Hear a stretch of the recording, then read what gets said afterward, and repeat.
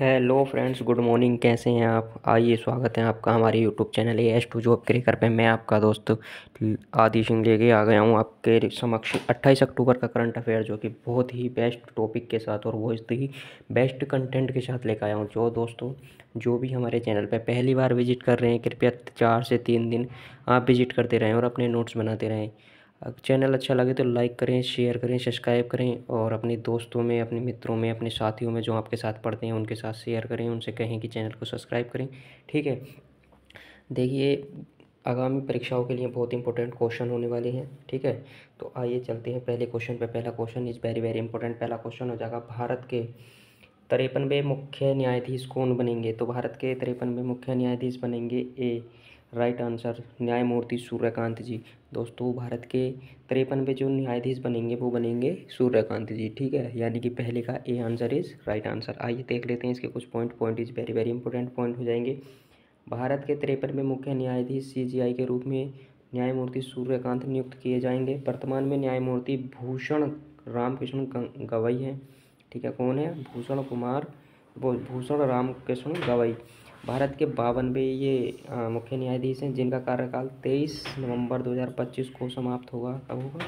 23 नवंबर 2025 को। ठीक है, उनके सेवानिवृत्त होने के बाद न्यायमूर्ति सूर्यकांत 24 नवंबर 2025 को भारत के 53वें मुख्य न्यायाधीश के रूप में शपथ लेंगे। ठीक है, सर्वोच्च न्यायालय के सबसे वरिष्ठ न्यायाधीश को आमतौर पर मुख्य न्यायाधीश नियुक्त किया जाता है। यानी जो सर्वोच्च न्यायालय का जो वरिष्ठ न्यायाधीश होता है दोस्तों, उसे मुख्य न्यायाधीश नियुक्त किया जाता है। आइए बात कर लेते हैं और अगले पॉइंट की। अगला पॉइंट है, भारत के मुख्य न्यायाधीश सीजीआई की नियुक्ति कानूनी आधार पर भारतीय संविधान का अनुच्छेद 124, यानी कि जो मुख्य न्यायाधीश होता है उनकी जो भारत के संविधान के अनुसार नियुक्ति होती है वो अनुच्छेद 124 के अनुसार की जाती है। ठीक है दोस्तों, आइए चलते हैं अगले पॉइंट पर। अगला question is very very important. अगला क्वेश्चन हो जाएगा क्वेश्चन नंबर 2।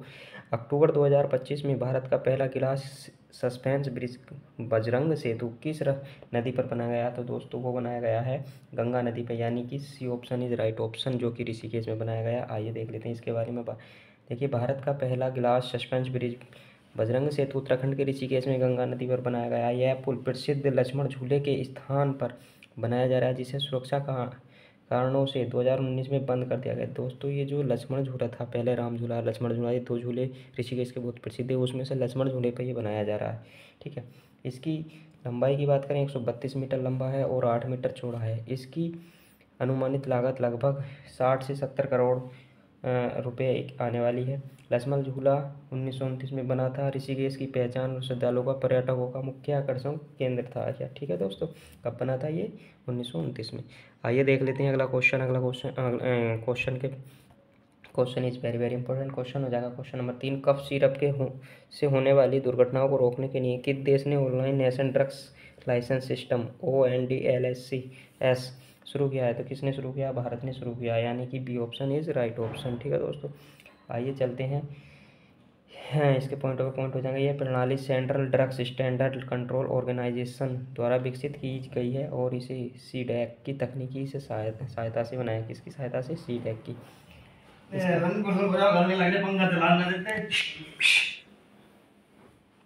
इसका मुख्य उद्देश्य फार्मास्यूटिकल सॉल्वेंट्स जैसे डाई एथिलीन ग्लाइकोल और ग्लिसरीन, प्रोपेलाइन ग्लाइकोल और सोर्बिटोल की रियल टाइम डिजिटल ट्रैकिंग करना है, ताकि दूषित बैच बाजार में आने से पहले रोके जा सकें।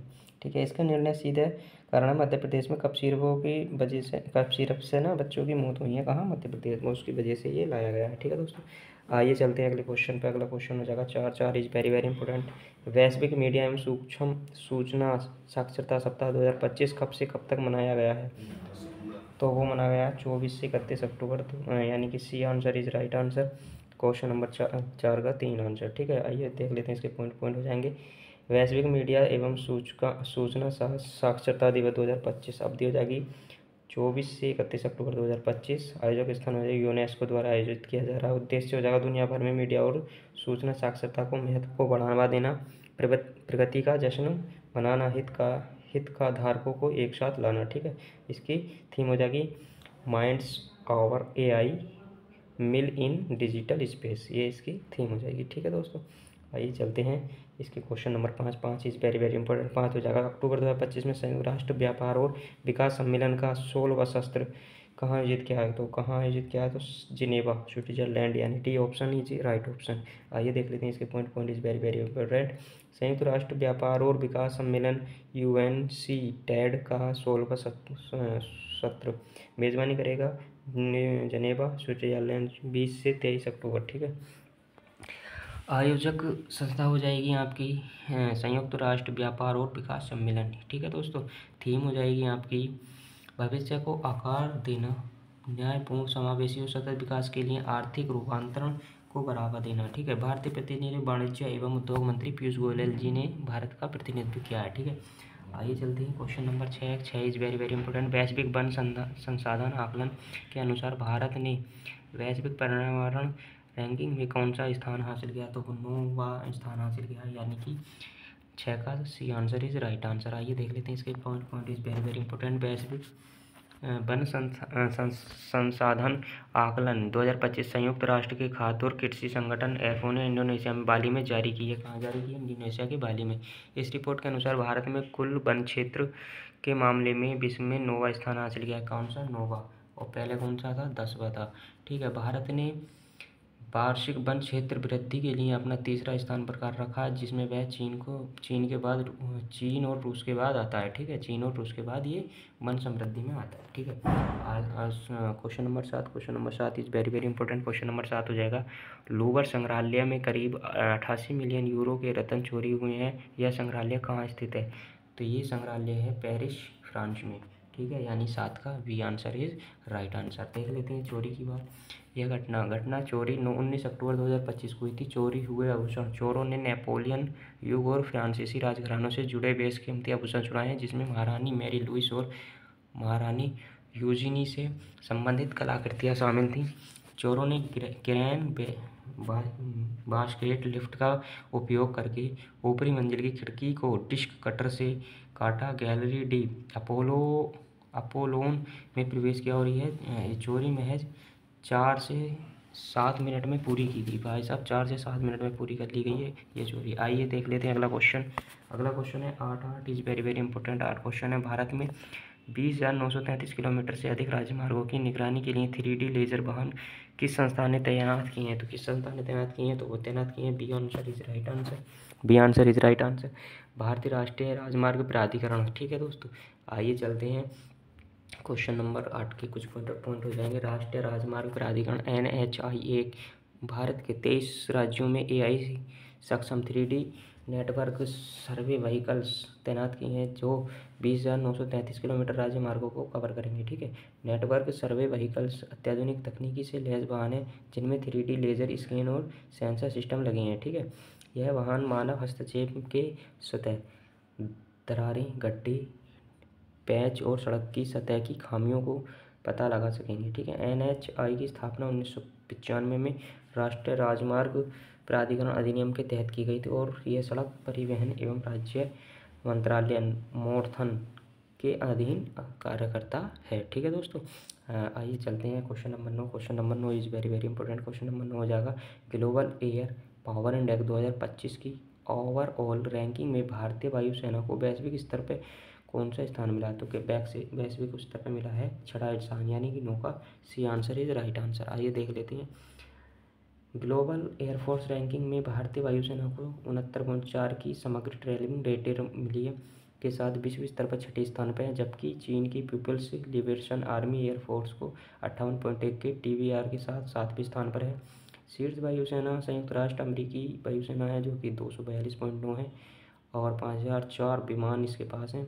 अमेरिकी नौसेना, ठीक है, कि अमेरिकी नौसेना की बात करें तो 142.4 के साथ बनी हुई है। इस पर 2504 विमान है।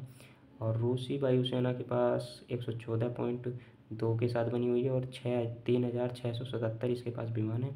सबसे कम रैंक वाली वायुसेना अफगानिस्तान 107वें और TBR 0.3 इसकी TBR है। सीरिया में 106 और इसकी रैंक हो जाएगी 3.6 ठीक है। अल्बानिया की 105वें और 3.9 इसकी रैंक हो जाएगी। दुनिया के शीर्ष सबसे शक्तिशाली सेना है संयुक्त राष्ट्र अमेरिका की है फिर उसके बाद संयुक्त राष्ट्र अमेरिका की नौसेना है, फिर उसके बाद रूसी वायु सेना है। ठीक है दोस्तों, आइए अगले क्वेश्चन पर। अगला question is very very important. अगला क्वेश्चन है 10, ग्लोबल फाइनेंस ने किस बैंक को विश्व का सर्वश्रेष्ठ उपभोक्ता बैंक 2025 नामित किया है? तो किस बैंक को किया है? तो RBI, यानी कि भारतीय रिजर्व बैंक।